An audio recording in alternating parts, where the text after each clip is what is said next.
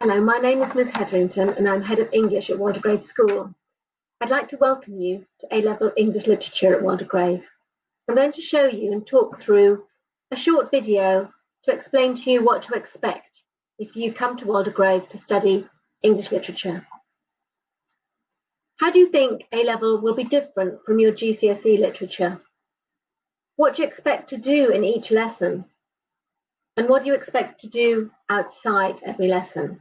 Hopefully, I'll be able to answer all of these questions now. Our expectations at Waldegrave are very high. Our exam results are exceptional, but these results don't come without a lot of hard work. If you want to take English Literature A-Level, we do expect you to love reading.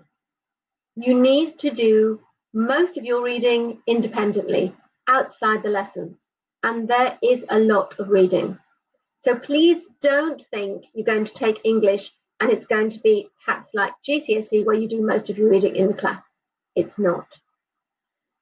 You need to be organised, highly organised. There are 4 different units in English, and you need to be able to separate all your notes, make sure that you've got them chronologically, labelled clearly, and that you don't get in a muddle with them because you're going to be revising. So you need binders with dividers. You need to stay on top of your work. If you're absent, you need to get in touch with your teacher straight away, explain why. She will send you the PowerPoint for the lesson and make sure you're up to date. You will get a lot of handouts. The teachers do a lot of support work for you. So you will get a lot of the literary essays that you'll be able to put in your notes. There's an awful lot of extra information that we give you. Your responsibility for not losing that, making sure it's organised in your books. You get regular homework, okay, regular essays, not just paragraphs. You'll be expected to do developed essays. Your homework generally won't be in the next day. You will get, a week to hand it in. So you need to manage your time. You need to look at your other subjects, look at when your work is coming in, and because you have to spend longer on your English than you did last year, you need to make sure that you have enough time to do it. So if you've got 4.5 hours of English every week, that's 4 lessons, you will be expected to work outside English for the same amount of time, at least 4 hours. So English is a lot about your opinions. English Literature A-Level isn't something you can just learn and by rote and put your time in that way. It's a thinking exam. I think it's about one of the most difficult ones because you can't just regurgitate things in an exam. You need to think as you're going along. You need to engage with the writers. It helps to read widely around the writers, other types of books from that genre, for example, dystopian genre, or other kind of like essays and things about the writers. So please, you need to be kind of keen to do that. We do have a little bit of support in that we do provide, essay structures. So we tell you very clearly and we give you special lessons on how to write A-level essays. We give you lessons on academic writing. What is that? How do you make your writing seem more energetic and confident at A-level? So we'll give you a lot of help on that. Also, if you're thinking about taking English at university, we will give you an extra push. You can attend extra lessons every week. And in those extension seminars, they're called enrichment, in the enrichment time, you will be introduced to more texts and critical theory, and that you can kind of like explore these outside exam specifications. If you are called to an interview for any subject, it's really useful to be able to talk about other texts. And when you're writing your UCAS form, it's also really important that you can write about other texts than just the ones that you're reading in lessons, that is. Outside of the classroom, there are several opportunities as well that you can write these on your UCAS applications.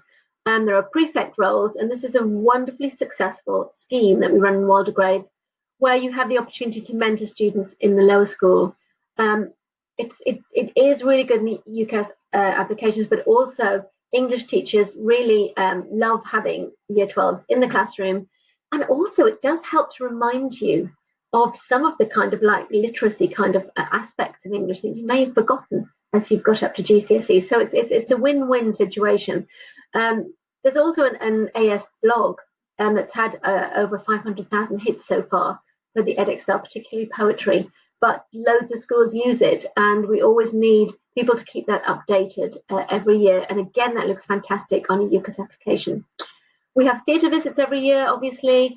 We stream live theatre productions, we go to conferences, we have workshops, we have university lecturers who come every year. We have visits to St Mary's College to look at, where the lecturers give us a day in romantics, for example. There are lots of opportunities for learning outside the classroom as well, which are absolutely vital. This is a visit to Strawberry Hill House when we were looking at Gothic literature a couple of years ago. We also give you opportunities to enter competitions if you enjoy creative writing. In this case, it's close reading. And a couple of years ago, one of our students was shortlisted. So there's lots of different competitions and lots of opportunities if you like analytical writing and reading, or if you like creative reading and writing. This is a trip when we went to see Dr. Faustus a couple of years ago. This was our year 13. It seems very much a female dominated here. I can see one boy, and that's about it. Things have changed since then, and in the last few years we have a lot more boys in our English classes, so don't be put off by that picture. This is a bit of information about the blog as well, where you find it. So what exactly will you study? In year 12, it's all exam work, no coursework.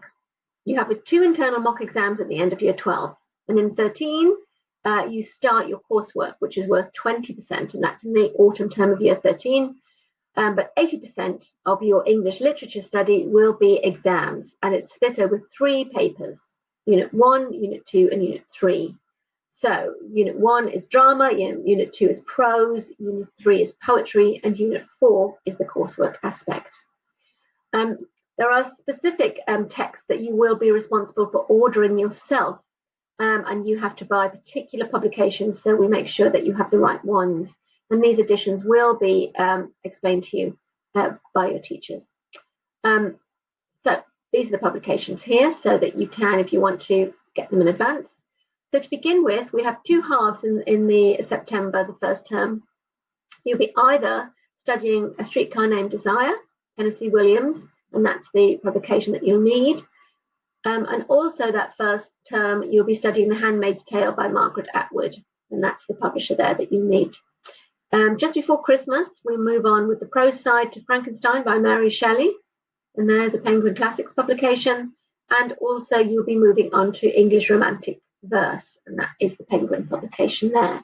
So make sure that you look back at this and get the right publication, so you're on the right page at the right time with everybody in your class.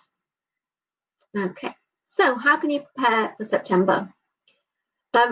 We will give you some 2 different tasks that we'd like you to do, and they're very important, because I think if you start your year 12s with confidence that you have done a little bit of preparation, it will give you that advantage, and it will make you kind of like fulfill your expectations to begin with and have something to talk about. So what will you have to prepare? For the prose texts, we'll be starting, as I said, with The Handmaid's Tale. You will have to read 1 supplementary novel, and I'm just about to show you the list. And then you will have a discussion in the first weeks about the novel that you've chosen. And there is attached to this PowerPoint, there is a task sheet that will tell you a bit more about exactly the details of that. The second task, the romantic poetry, you will be given a particular poem and a critical article, and you'll be expected to read both and reflect how they support each other in your analysis of the poem, and write a response to give to your poetry teacher. So when you come back in September, you will have read 1 novel of your choice from the list I'm about to show you, and you'll have done a piece of writing about romantic poetry.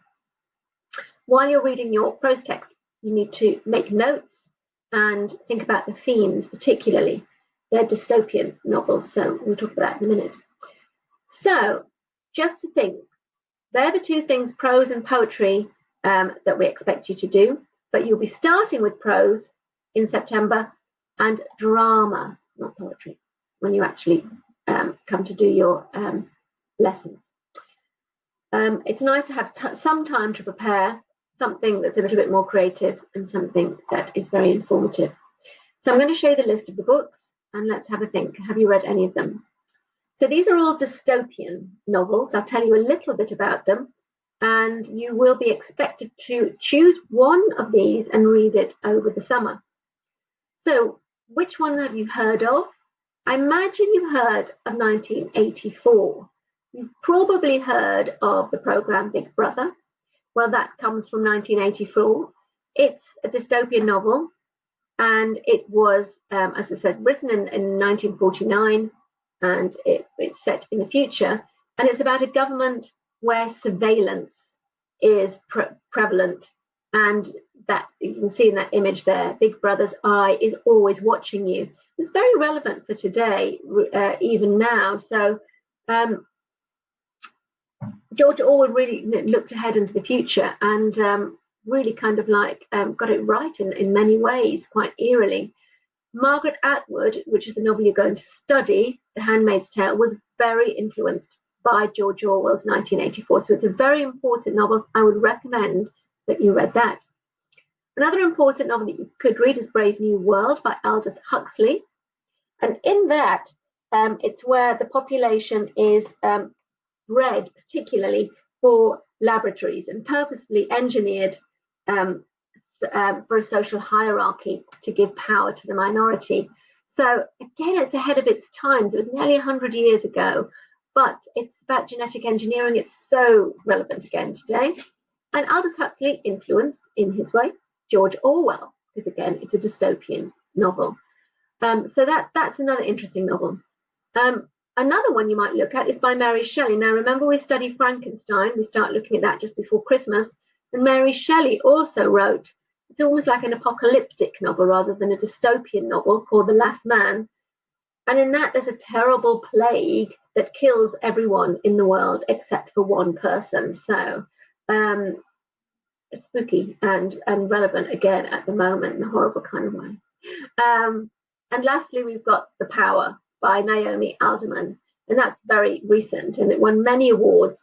And in that, it's where women just wake up one morning overnight. They suddenly discover that they have got this great physical power, this kind of electrical energy which pulses through them, and that they can kind of like use this to kind of stun and even kill people if they want to. So after men for so many years having physical advantage over women, now women have got the physical advantage over men.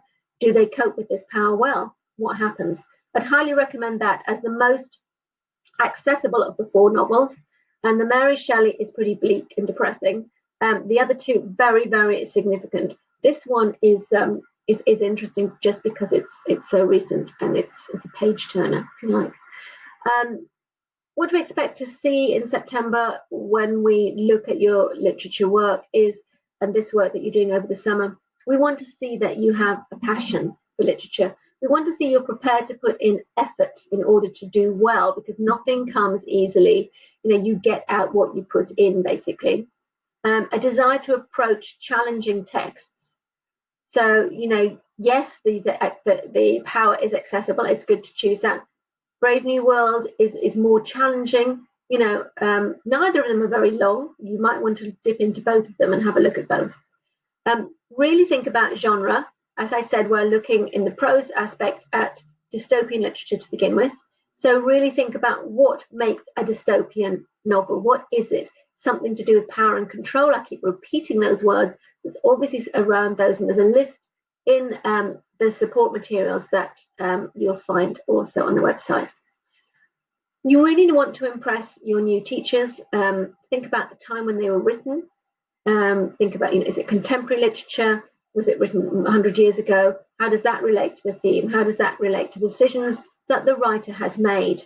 And we need to kind of think about looking closely and analysing key moments and quotes rather than just give very general points. Really pin it down to a moment that really kind of explores the point you're making and can give a good example. So what is the next step? So you need to make sure you print off the materials that you're going to need for your summer work. You need to think about which prose text you're going to buy and read and make notes on.